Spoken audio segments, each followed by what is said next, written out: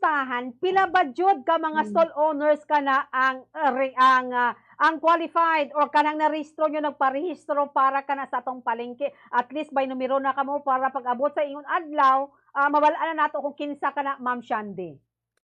Okay, kini ako. Gwapong pangutana gyud na siya, Bombo Edna. Kay kung basehan nato ang lease contract na atay more or less 1,400. Pero kung basehan nato ang actual occupant na atay more or less 1,100. More or less na siya ha.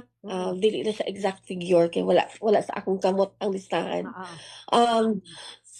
Unsa kanang based pa gyud anang mga figures na naapag yun tayong mga lease contract owners na dili sila ang nagabaligya.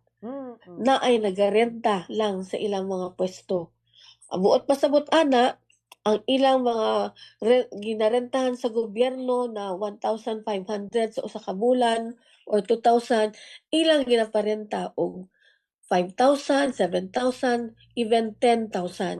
So, ang unsa ni Mayor is, priority na to ang mga actual occupant na sa palengke. Kay sila man gyud ang nagatinda din na. So, priority na to na ang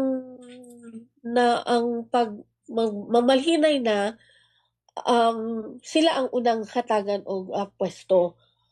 Og ang katong mga lease contract owners, dili po nato sila pasagdan. Pero from mga lease, katong mga naay mga 4, 5 na mga pwesto, siguro tan-aw nato kung unsay atong buhaton din ha.